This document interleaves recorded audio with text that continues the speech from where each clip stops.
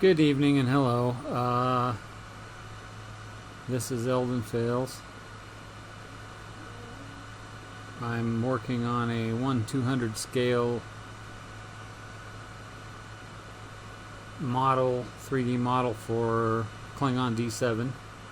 I've already modeled the Constitution class and the Romulan bird of prey, and I was working on actually a TOS design for a Klingon shuttlecraft. And for years I've laid out some line drawings for a 1/72nd scale Enterprise, which would be just over 13 feet. I think it was 13 feet 1/4 inch. Comes out to making it a 1/72 scale ship. But I wanted to I actually want to engineer this as a model kit that I can make the pieces for, that somebody could actually make it as a garage kit. There's some people online, they're actually printing these things out as models, but they're like solid, and you basically just like I could hard surface model this whole thing into one big shape and chop it up into pieces, and you could glue it together and paint it and stuff like that, but that doesn't really make it friendly for putting like lights and soundboards and stuff like that in it. You'd have to like hollow it out or cut it open, cut a square out of it, stuff like that. So this actually has been a little bit challenging. If you can see the mouse on my screen, I actually have about a 60-inch screen, which ironically on my screen, this side profile right here of the D7 is about 3 feet 6.5 inches long, which is, it's just damn near the scale of 1/200, what I'm kind of aiming for at the moment. If I have enough success with this, then I might go ahead and go on to the 1/100 scale or 1/4/4. You know, I can scale it any size I want it, but this is a good about 11 inches longer, about a foot longer than the 1/350 scale, which is a good size. But this is I think this is going to come out in a much neater size. So one of the things I've done is, like any good modeler would do, is I've done some research. So these are just a few of the pictures. So this is actually kind of funny to me. This picture, you can tell somebody actually took this picture. They took a picture of their 19-inch color TV set. So this was one of the original models that Matt Jeffries made, and if I remember right, they said they were about 3 to 3.5 inches long. They're about 3 feet, a little over 3 feet to 3.5 feet long. So I don't know what particular scale he used. I haven't seen any articles that really defined what scale he used for these Klingon ships. The story's kind of interesting, though. He actually designed this ship, and they had pictures of it or illustrations of it in a book called Making StarTrek, that they were making the book while they were filming the series, and I think they were into the end of the first season or the beginning of the second season. And AMT wanted a model, like an adversary model, so he actually designed this before they even ever ended up using it on the show. And as you can see, it's real grainy because of them taking this picture off of a TV.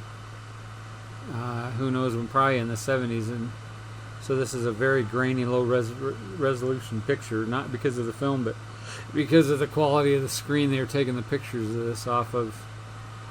But you can see this model had no lights.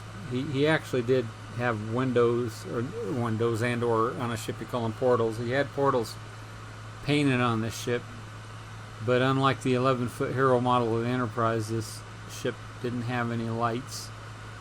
It didn't have lighted windows. It gives it a little more clarity with me squeezing it down to its original size, but yet it's a TV picture. Here's some of the line drawings from the 1975. They called them blueprints, but they weren't really actually blueprints. They were more like line drawings. So, one of the things I've always kind of liked about the TOS era, all three of the ships, that they were fairly simple for the most part. This is kind of interesting too. This ship had so much less inner volume than the Enterprise did, but they were still supposedly carrying, give or take, a crew of 430. And I think, like the Romulan ship, they basically were hot bunking. Like, they only had half of the beds. You know, if they had 430 people, they had 215 beds, and they were basically one shift is sleeping, the other shift is up or whatnot. And I could blow this up a little bit because these are all bunks. These are all enlisted men bunks here, which is somewhat interesting. And then you can see like these junior officers quarter up in the ball here. The ship seemed to look pretty big in a sense, but it was comparatively smaller than the Enterprise. I mean, the ship was more or less 3/5 of the size of the Enterprise as far as length and width and stuff like that. It was actually almost wider, but if you take the height compared to the way the Constitution was built with the big saucer and the round engineering hull, this thing, the biggest part of the ship is this its engineering hull, but it's like boom area, and then this little command bulb up front with the bridge and stuff like that. We're definitely a smaller ship for being comparatively the same power and stuff. And if you look at the blueprints in the Enterprise, you actually have a swimming pool and a bowling alley in it, which was kind of interesting because bowling was kind of a big thing in the 60s, more common in the population. People used to like to go bowl, and of course they also were into the Moose Club and the Eagles Club and the Elk, stuff like that. Before the internet, long before the internet, people had bar clubs and bowling clubs and so on and so forth. This is a shot that is a definitely 2006. This is two 3D models that they stuck side by side, and they have this scale marker in feet to show you. So if you add one more segment to this, that would be a football field length. Ironically, the Constitution class and the Enterprise and her sisters, if you put them over the top of the aircraft carrier Enterprise, they were basically the same length, but the internal volume of the aircraft carrier would be actually larger, more internal volume than the spaceship is. But like I said, the Constitution class compared to the Klingon class ship, just by the external appearance, give or take vaguely, they're the same size. And I actually think they got this wrong.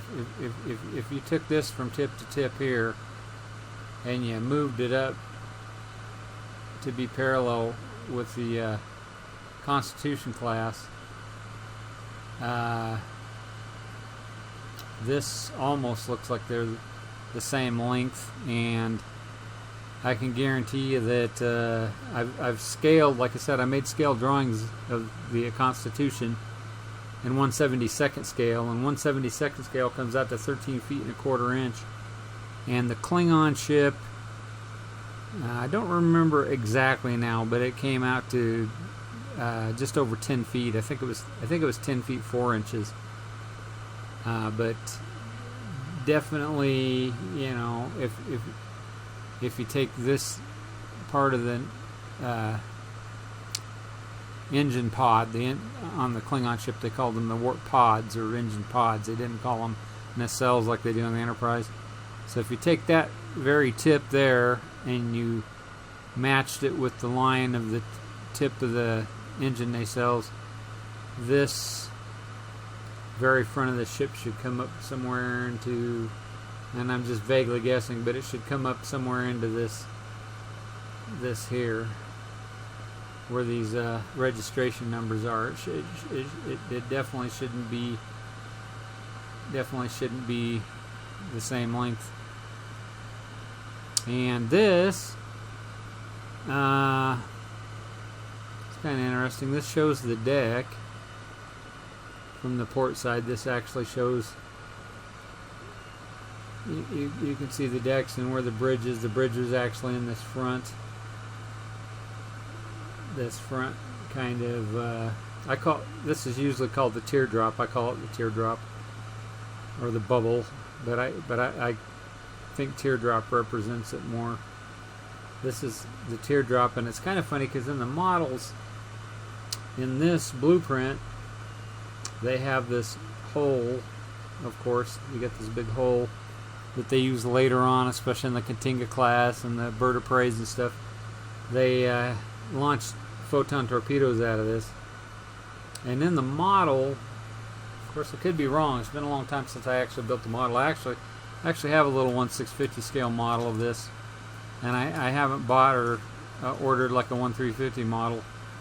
But if I remember right, this thing seemed like it was angled. It had a little bit of an angle to it, where on the blueprint it looks like it's just straight, and you have your ovalated hole where your straight tube would come cut into and meet that.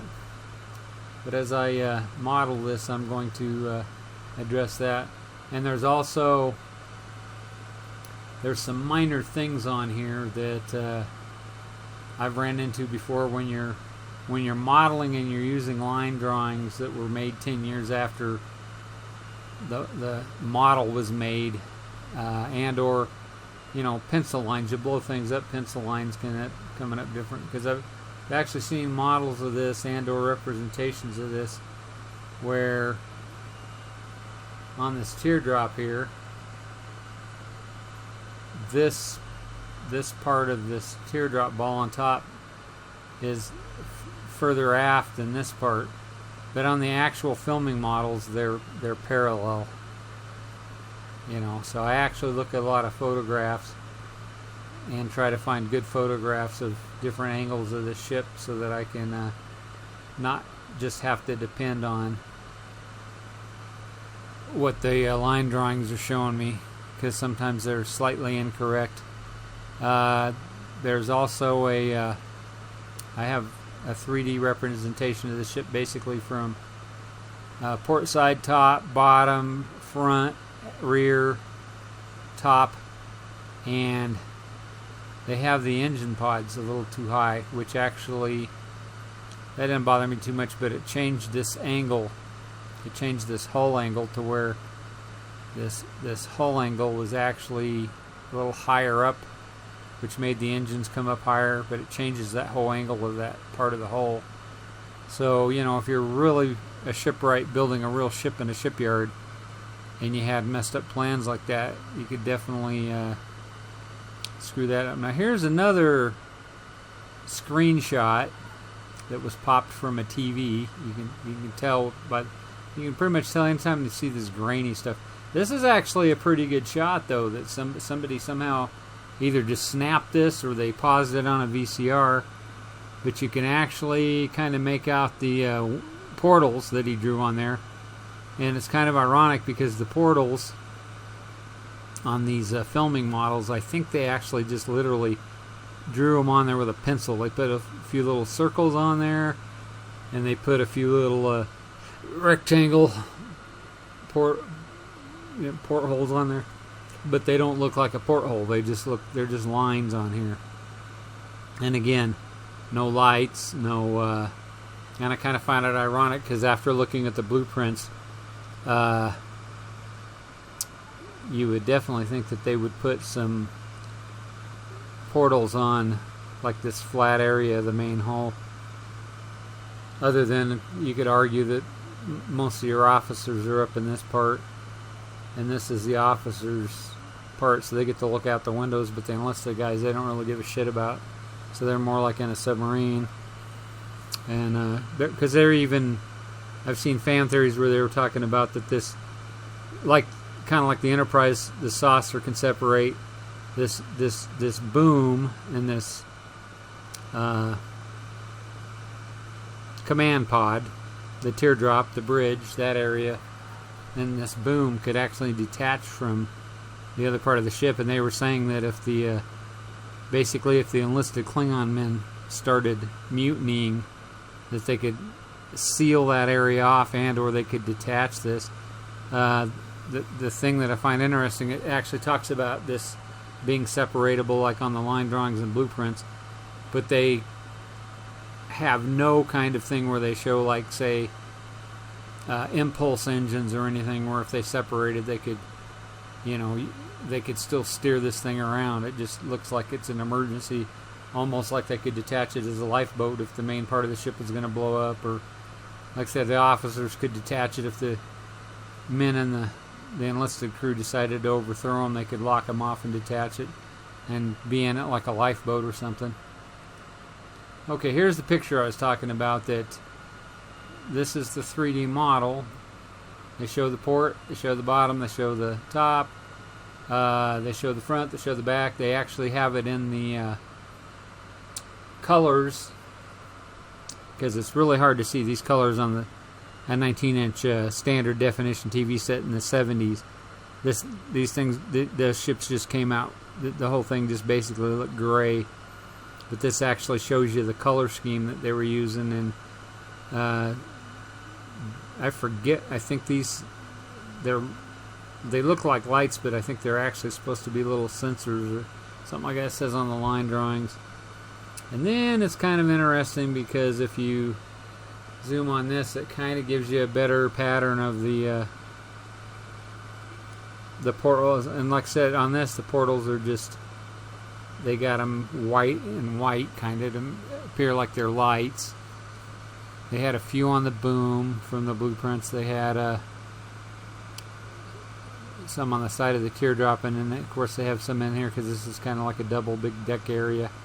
And what's interesting, I remember buying these models when in I think it was 1975 actually, when me and my brother, we wanted to buy the Enterprise model, and we went up to a store called Grand Central at the time, and they were right by Montgomery Ward's. But anyways, we went up there, and they were all sold out. They didn't have no Enterprise models, but they did have a couple of these, so we ended up buying these first. So this was actually officially the first Star Trek model kit I ever made, was the Klingon model. And if I remember right, they were modeled in like a beigeish tan color. And this is kind of interesting too. He has the simulated lights on the engines, and this is the one I was talking about, that the this part of the ship, they actually have this part too high. On the blueprints it's a little bit lower, and on the most of the pictures I've seen that are actually like photographs, it makes the ship a little bit thicker top to bottom. And like I said, if you adjusted that, it screws up the deck area and stuff. If you were building a real ship, that would kind of come out to put the screws on the, it would make the design wrong. And here, this is more, now they actually did call these blueprints because they took the line drawings and they did clean them up a little bit, and they added a little more detail into them, a little, somewhat, and they label them a little bit more. This gives you a little bit better profile. It doesn't show the side portals very good, but it shows the ones on the front more or less. So, and it kind of shows you how these on the blueprints, how they kind of routed out these grills, because I noticed on most models these are just straight. They just put a straight divot in there, and it doesn't seem to reflect that taper at all. And it also shows kind of, I think he drew that in there for the pencil detail. It's kind of supposed to have it's supposed to stick out from the engine pod just a little bit, and then it's supposed to have the taper that brings it out. And they show that on the front here, if you see how that's tapered. Where on the model, especially on the 1650 model, they just basically run this. This is just run straight out. It wraps around and it has this shape, but it's not double lined like that. Okay, so here's the same, more or less. Again, this is they call this the blueprint plan book or whatever, but this is really more of a line drawing. But they almost could have took when they made the blueprint on this, and if you zoom in enough, you can actually see like the pencil lines. And then I'm using this as a guideline, and it's kind of funny because when you zoom in on it, you have inconsistencies, like the starboard side of the teardrop bulb sticks out more than the left, so much that where if you blew it up, it would literally be feet bigger.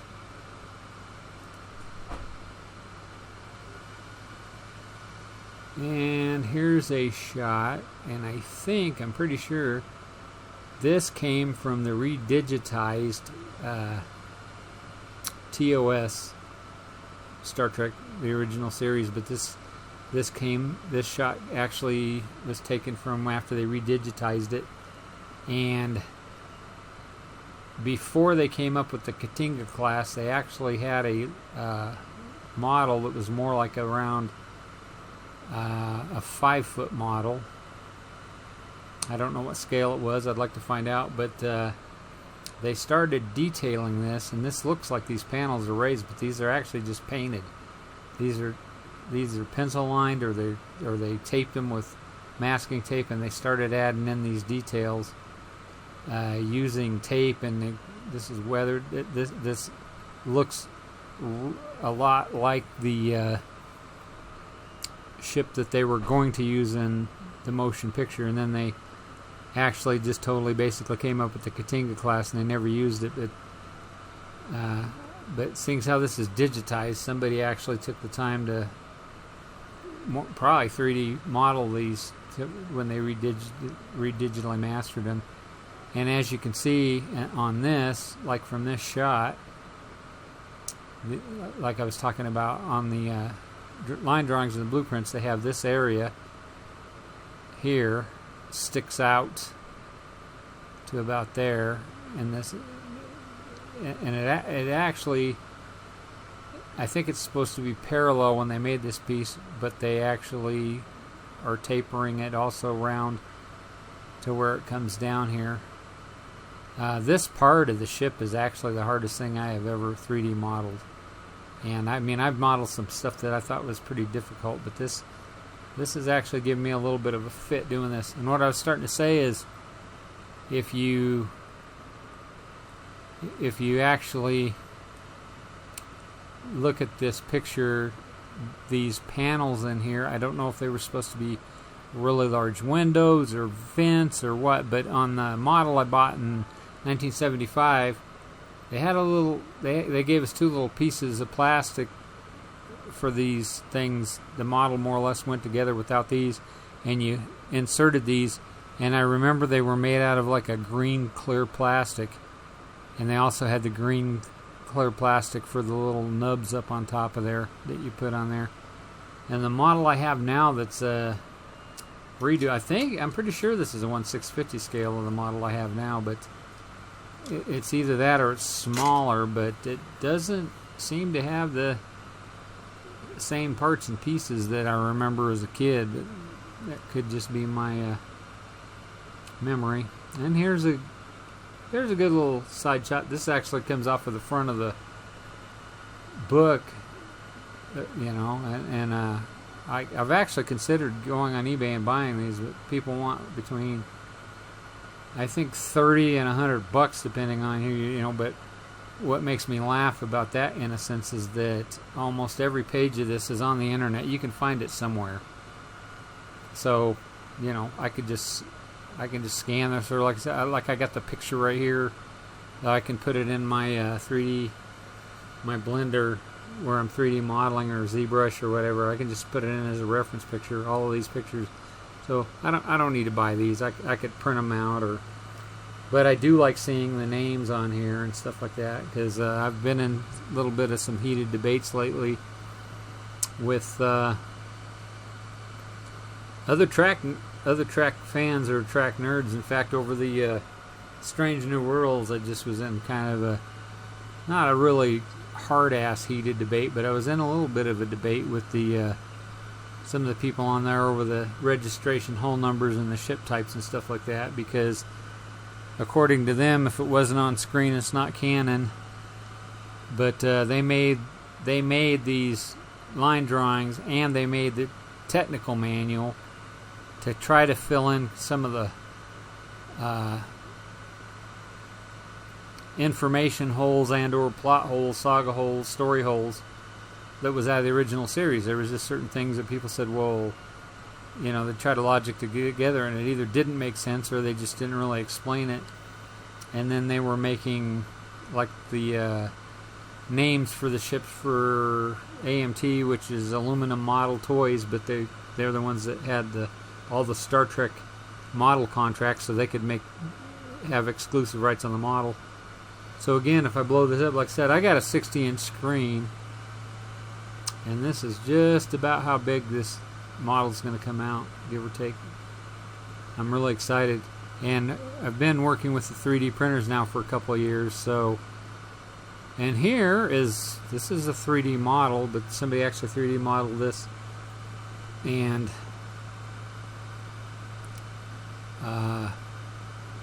so I think this is just a render of a 3D model. I don't really believe this is a physical model, but they did render it where it looks pretty good. Of course, again, whoever put this, where I took this off a line, it's really sharp when it's small, but if I blow it up, it gets real grainy. So sometimes it's kind of hard to get pretty decent screenshots that are, you know, unless you pay for wallpapers. This is actually what my reference picture looks like in Blender. This is actually kind of funny. I took this as a screenshot and I got it as my background, but, and again, somebody, I'm pretty sure, like I said, I think this is just 3D modeled. If it's not 3D modeled, then somebody actually printed this out, but I actually think this is just a 3D rendering, but with the lights, I mean, it looks pretty darn good for if that's what it is a 3D render. And again, these are other, you could buy these as they actually did consider these the blueprints, because they're made like a blueprint and they're printed like a blueprint. Okay, here's some of the stuff that I've already been scaling and working on. So I took some pictures because I'm also on a Blender forum. So I was showing these guys how I was kind of like working on making the shape. And then I went ahead and decided to color it. So I kind of colored it similar to the green, the kind of turquoise-ish hull green kind of that they have on the models. And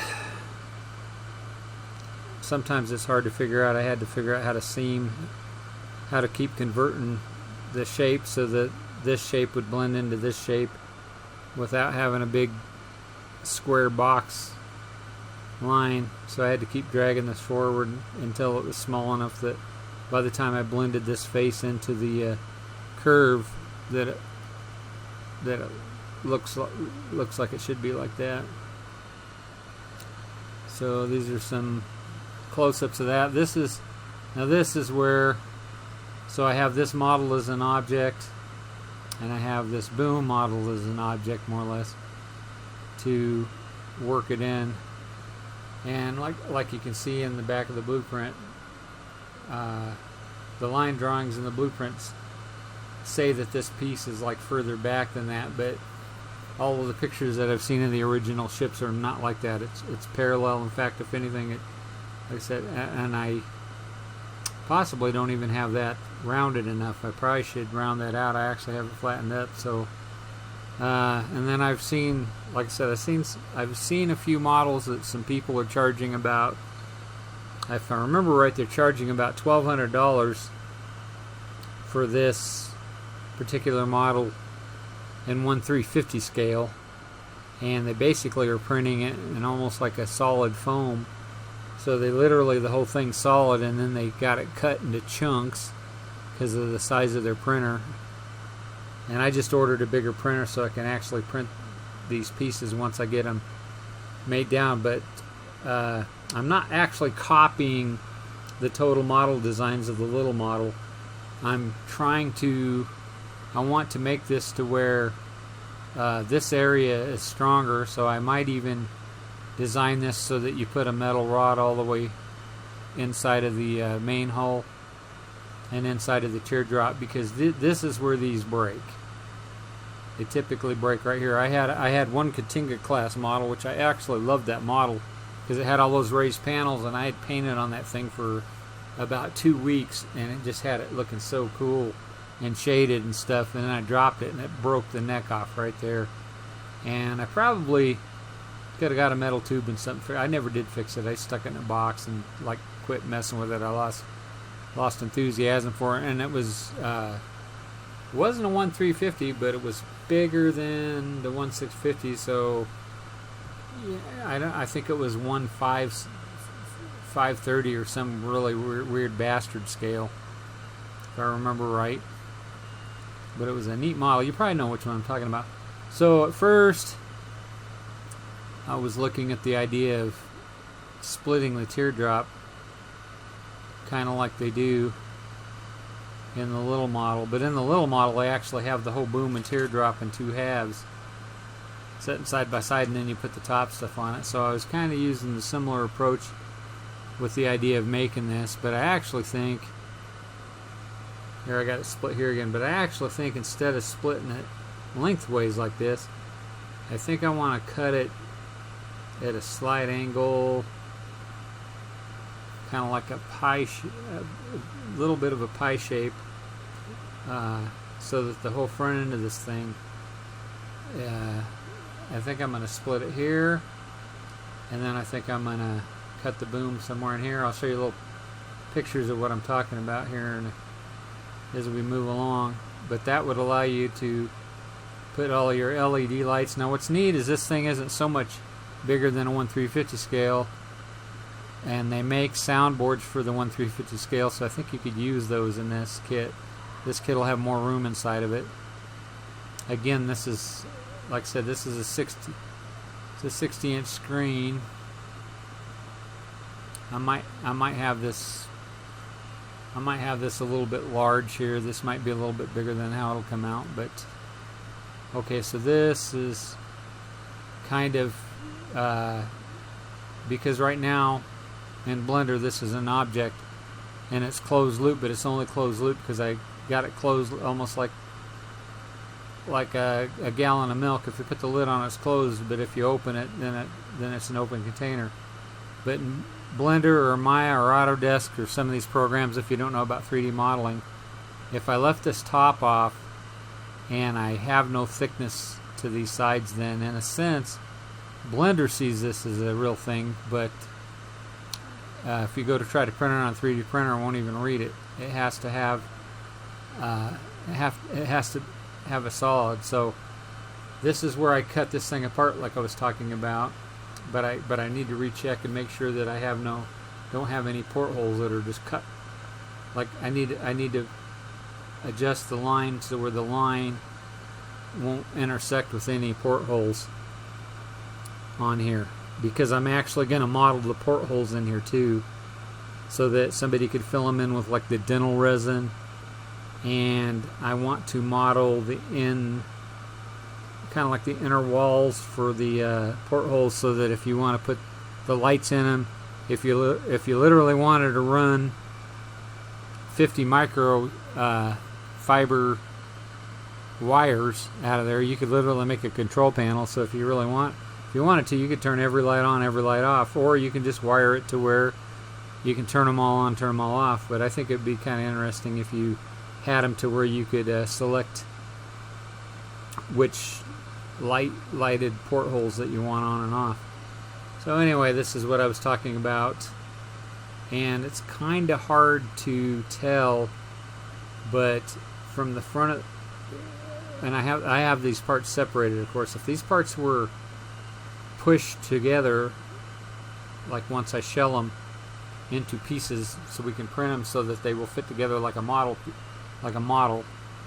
and once this thing is together, like I was showing you the picture, this front part of the ball right here to here is either 11 or just a little over 11, and my printing area, especially because sometimes things print better if you can print them at up and down angles instead of it, sometimes you have a big area where you like where I could maybe print this something at, say, like a 30-degree angle or a 45-degree angle or whatnot.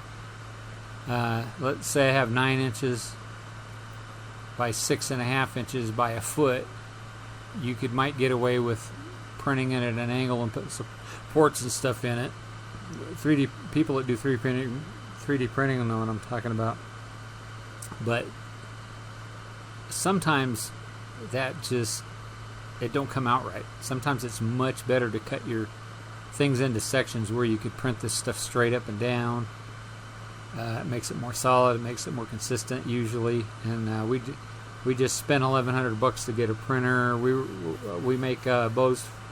We make parts for archery bows, for custom bows that I make, and we have been printing custom 3D chess sets and setting up files so we can sell those to 3D printers on some of the 3D sites, because I've designed about 11 different chess sets, and we're making custom boards and different stuff. But I've been wanting to get back to doing the Star Trek stuff for a while now, especially the TOS ships, and then maybe I'll move on into the motion picture kind of stuff.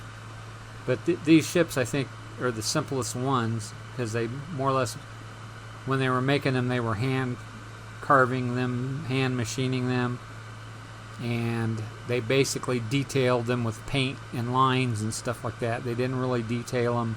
They detailed them a little bit with screens and meshes and a little bit of greebles, but they didn't really go overboard with the greebles till later. They kind of, I don't know if you'd say they copy Star Wars, but I think Star Wars influenced them, and stuff like Battlestar Galactica when they started doing the greebles and stuff like this. Now this is kind of funny. I got these 3 dots here, but these 3 dots are actually the origin points for these objects, because right now these are 3 separate objects, and I haven't recalculated these, because this one should be up in the middle of this one should be in the middle of actually this one, and then this orange one here should be in that, and it's kind of hard to see, but if I take this picture and move it over, the bottom, you're seeing the bottom of this front of this teardrop is straight lined, and the top has this kind of like pie edge angle. So like I said, I just need to check and see how the portholes are going to line up with that, because I can always adjust it. I can always make this, I can slice it in a different area. I can slice it more to the center or more to the back. I just thought that would be a good way. Once I shell this and I put in like your model pin or guides, or I actually might even underlip this to where when you put this thing together, it literally has a whole underlip that would hold it into place so that it would line it up. I want to make a model that's really good and really precise, to where you put it together, you not have to fight with it, and very minimal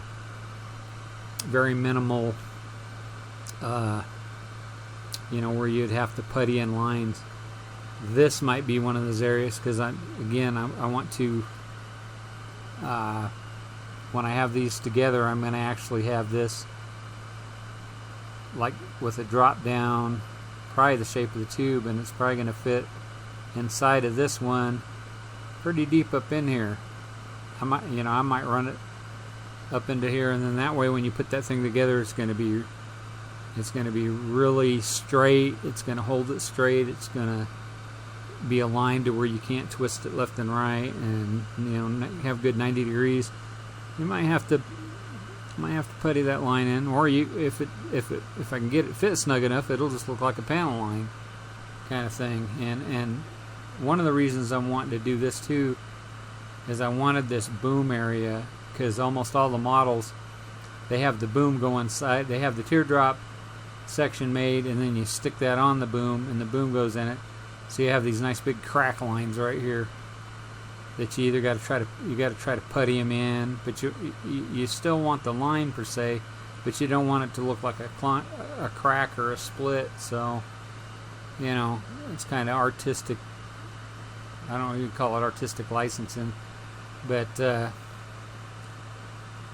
these are the kind of things that I'm trying to do so that when I build this thing, if I make it into a kit and I sell it as a garage kit, whether I put it together and paint it and detail it and put the goodies in it, or somebody wants it and I send it to them in a box, I don't want them pulling this thing out of the box and be like, damn, things ain't lined up, they don't fit right, they're offset.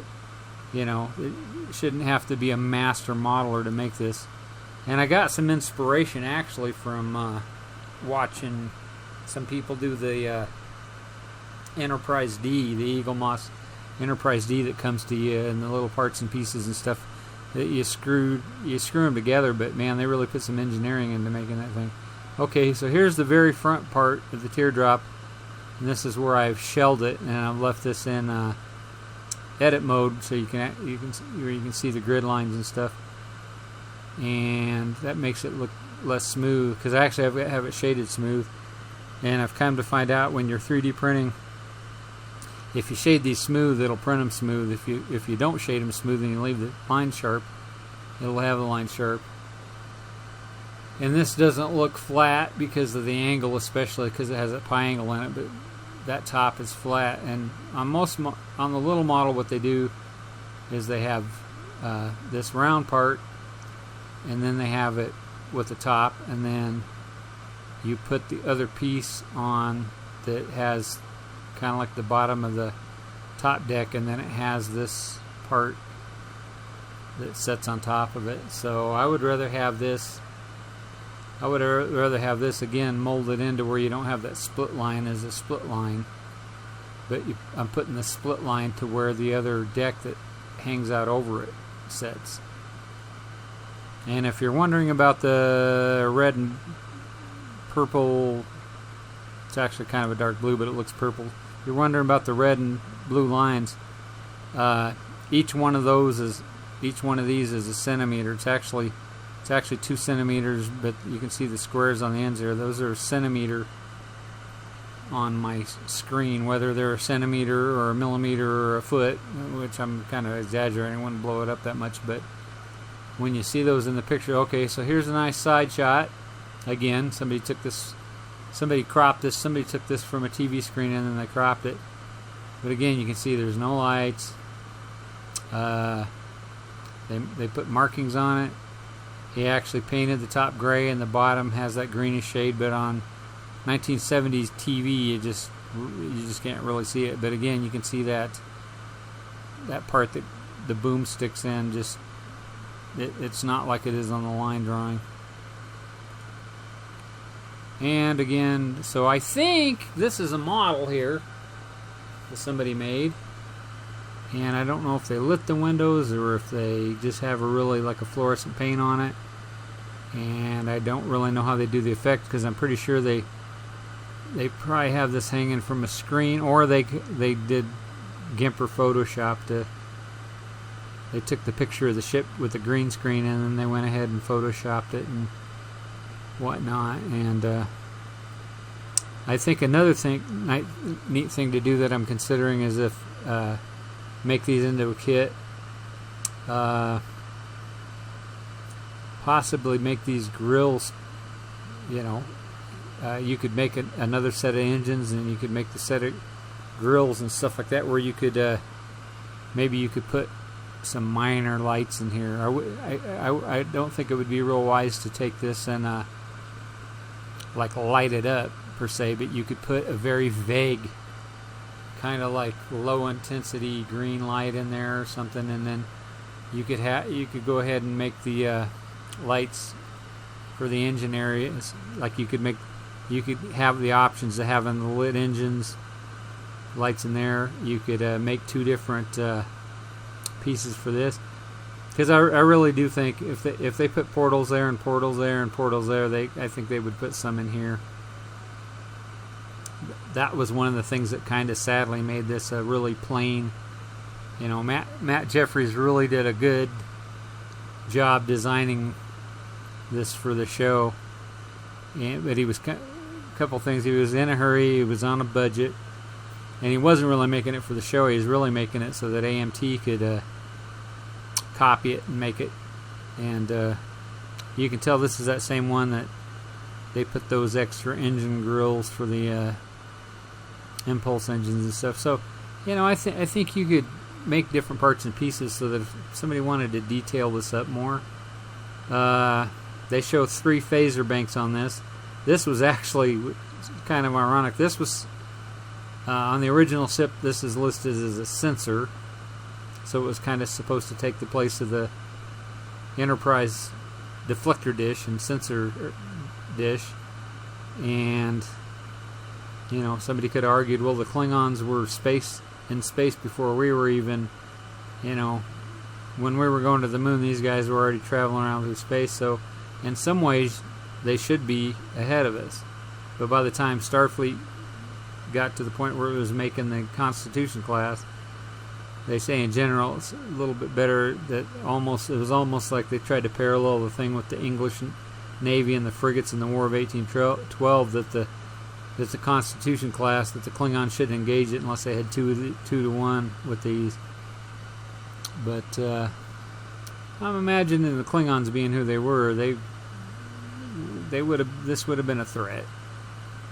And then I kind of find this area interesting too, that he had that boom and he stepped down on that boom, and then by the time he got into here, he put that kind of like that under scoop area and stuff. And then of course later they do take advantage of the Katinga and stuff like that. They really greeble the front of this panel up. They greeble the whole ship, but they greeble the front of this up, and then they make things here, and they even actually had little disruptor cannons and stuff sticking out.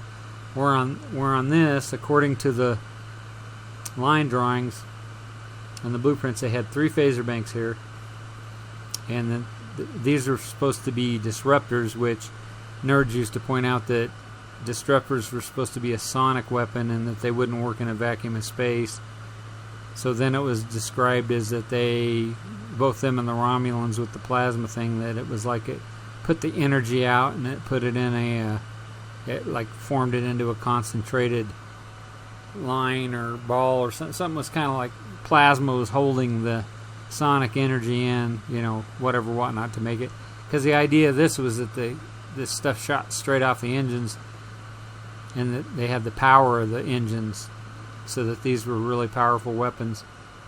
And then, you know, on TOS, they never shot a torpedo on TOS. It wasn't until the motion picture that Klingons shot the torpedo, and then they shot one there, and they had one in the back where they could launch their torpedoes. And then, of course, on the Bird of Prey, they put the torpedo launcher up. So it's kind of interesting how that developed over time. And the art on the model box actually makes it look like they're shooting one phaser bank at the Enterprise, and that the Enterprise is shooting one back like it had one damaged or something, instead of having the iconic double beam.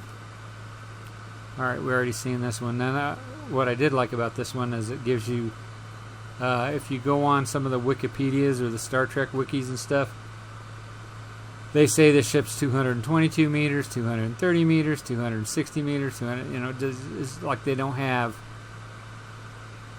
the scales right and shit. I don't even trust them, and people trust them sites for information, but for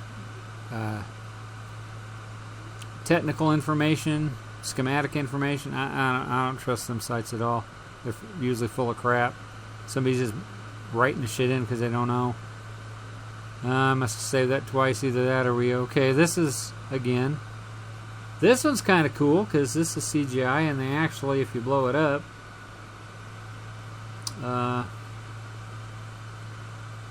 they actually make it, and it's kind of interesting. They kind of ovaled the portals. They're still kind of rectangular, but they ovaled them, and then they got the little round. They actually kind of put some detail in there, so it looks like you can look inside the ship. See, and then they have the engines lit up, and the way they have the engines lit up is they actually have those, I wouldn't call them ball, but the kind of like the pipe shapes that he put inside of the trenches on there. He actually has those like they're LED or fluorescent lights. So, kind of interesting. And then on the Katinga 2 it was neat because they put the little porthole window up there. But your bridge is actually inside this thing here, this bubble on top of it. You got the teardrop, or like I said, I call that the command section, the command ball, whatever you want to call it. But that's usually referred to as the teardrop. And then you got the double decks up here that have actually mostly quarters, or they got the intensive care unit. They got a couple transporter rooms on either side. They got some officers' quarters, I think, are on the bottom. Executive officers' office and quarters and captains, stuff like that. They're all pretty close to the bridge and stuff like that. And they got junior officers. One of these decks down here is like your junior officers. And then you got petty officers and enlisted back in this part, which, like again, if you look at the saucer on the Enterprise, it's got 2 full decks, and then it has the squeeze area. Well, this has, I think, 3 or 4 decks, but where it tapers down, man, it just runs out of room. So you can imagine if it has 4 decks in the center, it only has 4 decks to a certain point, and then it has 2 full decks and squeeze space. And they definitely put water, and back then he was like they had to carry water. They couldn't replicate it per se. Although again, you could argue that the Klingons might have come up with replicators for the Federation, and maybe they could get away with more stuff. Okay, so this, I think, this says it's the D7 attack cruiser, and this was made in 2014. So the problem with this, or I don't know if I really call it a problem, but the issue with this is this looks like more or less like the D7 that we know and love, but they added the detail to it. They made the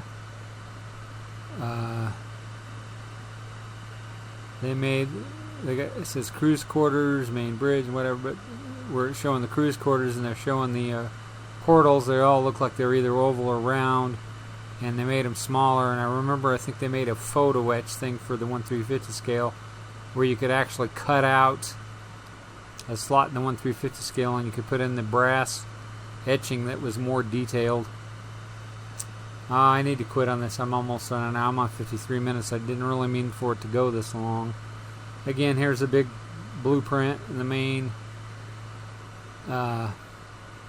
deck coming out of the boom, and your turbo shaft. And you can see all these beds with the funny Klingon emblem on the blankets or whatever. But this is where all these, one of the rooms where all these guys sleep. They're showing this is the one right in the middle. So this is basically your largest deck in the main hull, and then your squeeze space you have deuterium tanks and whatnot. And this is kind of funny because this one says copyright 1980. Looks like it's 1983, 1966, 1983. And it's funny too with the computers, or like they show emergency computers, and they got a second class emergency, but the computers were from the 60s. From what they knew, the computers were still going to be these really big things that still filled up rooms, even though they made them consoled like a workstation. So it's kind of interesting how much computer room they put in the Enterprise and all this. And just for grins right quick. I'll jump into Blender. I think. Let's see, where's my Blender? And I think I lost some work. That work where I cut that in half, I actually think I didn't save that file somehow right. So let's see, which updated file do I have the most? I have end, but I think end just so I don't know what happened to end didn't save right.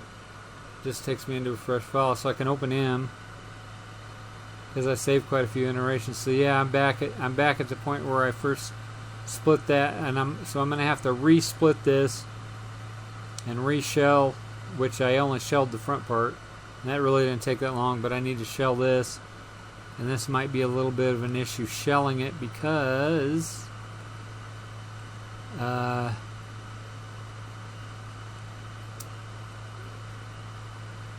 of the weird shape with the oh yeah.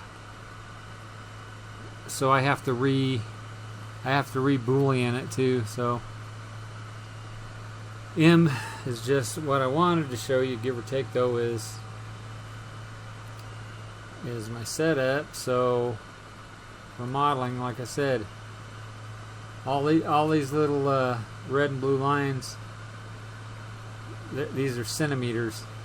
So when I actually print this out, this will be 180 centimeters, 180.4 centimeters between these two stanchions, give or take. And like I said, ironically, if I adjust this to the right place, then I can actually hold this. I have a 60 centimeter ruler, and I can actually put the centimeter ruler up here and damn near match the size, so I can look at, more or less get an idea of what the part and or the model is going to be like in real scale, which is kind of cool because it helps me to model it, and then I got an idea about how big it's going to be in my hand, what the, you know, because I gotta, like I said, once I shell it, then I also need to design the support stanchions, or the little parts that will hold this thing together, and so that it lines up nice as a model. And here's this picture. I blew it up. Like I said, I blew it up to scale, but like I said, I don't like the angle on this. It's kind of hard to see here. I'd have to overlay it. But this is more accurate. This just put the engines up a little too high, and the reason why is because this part here is too high. Everything else is pretty damn close to being in scale, but whoever 3D modeled this, they either photoshopped it wrong, or they just somehow screwed up on the measurement when they modeled it, or they thought it looked cooler and they weren't concerned about the deck area stuff in here or whatever, whatnot. And but between using this for reference,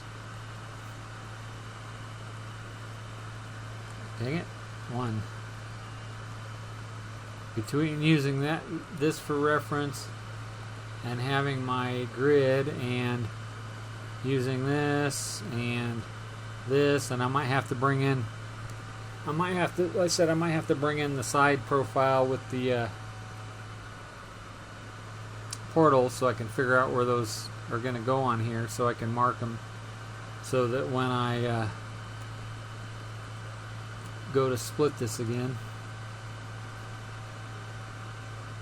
because also to put the portals in here as actual portals, like I was talking about, to fill in, I can add in geometry and cut in. I can basically cut the portholes through the shell once I shell it. I could actually probably do it before I shell it, but either way, I need to put the portholes on here before I split this, and then I can separate this again to where my cut lines don't run into portholes, and then I can get this all connected again together so that this and the backside of this is one piece. And then by the time I shell it and stuff, the 3D printer ain't gonna freak out because it doesn't have. Right now, even if you join these two as an object, if you let's see, let's go to wireframe, so you can see that the boom's sticking through there, and so I need to connect those. I actually do think they're already connected as objects, but maybe they're not. Anyways, I gotta connect them, split them, and then figure out, like I said, how this is going to fit down in there so that when I shell it, it'll keep that. And then like I said, I'm considering either using a metal tube or actually getting a piece of all thread, which I think that's probably overkill, but I can have it enough inside the hole to where I can make the parts and pieces and support shapes, so that when you put this thing together, like I said, it'll keep its 90 degree. You won't have the teardrop angling down or twisting sideways, and or this boom twisting around stuff. I'll have alignment pegs and stuff like that, so it'll be real nice and sturdy, and it'll I want it to be a pleasure to build. I don't want it to be somebody like, man, I like that model, except I would be way more happy with, man, that was such a pleasure to build. I think, let's try here.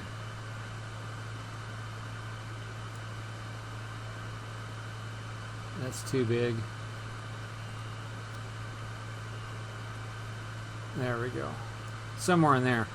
I need to probably take a stupid Sharpie and put or a piece of tape. I need to put a piece of tape here and a piece of tape here that's on my 3'6" 6.5 whatever lines, and then in this particular picture it actually looks like I have that just a micron over or whatnot, so I need to compare my overall height from the highest to the lowest point and make sure that matches my length. And I can also flip it. I can also flip it to the top and compare it with the width and stuff too, to make sure it's all accurate, which, I actually do check it pretty much from time to time. Well, now I'm at an hour and 3 minutes. I might have to cut this into 2 parts, but I've posted hour videos before, but I don't want it to go to an hour 20, so have a good night. I hope this is interesting to you. I definitely made this for Jerry. I think it's Bourget, or I don't know if it's Bourget or Bourget or Bourget or Bourget. If it's French, I'm guessing it's Bourget. And he was posting this video on building the ship that I'm actually using as reference, except for mine come into a collector's tin. And I think, I'm not sure, but I think this is 1/650 scale. The first Enterprise models in these Klingons were in 1/650, and then the Romulan, of course, is supposedly in the same scale, but I don't think it really reflected it very actively. But anyway, give this guy's channel a look-see too. He's got a little more. He's got 1.98. He's almost at 2,000 subscribers. I think I got like 15 or something. I don't have a lot of subscribers, but a lot of my 3D modeling things are pretty boring. So hopefully I actually get this printed out and I can start showing the parts and pieces. And I think I'll send Mr. Jerry here one of the first ones, to see if I can. This is small enough. I also should be able to get the there's things where you can make your decals on your printers and stuff. So I'd actually like to send him, and there's a few other modelers I know that are on YouTube. I'd like to send them all some of these kits when I get them going, and they could do build logs on them and stuff. And of course I could do that too, but I'm so damn busy trying to design the models that I don't think I'll have too much time to build them for quite a while. So I'm going to cut out there. Thank you very much, and if you like what I do, hit the subscribe button and give me a little bit of love. I'm not on Patreon, and I don't beg for money. Ain't nothing wrong with that. I just don't do it. And or if you're really interested, I get this done, send me a holler, and I'll be happy to sell you models. So this is Eldan signing out from Blue Dragon Archery. If you're interested in archery, give my bows a look on BlueDragonArchery.com, and you'll see some pretty unique bows that only I make. And y'all have a good night.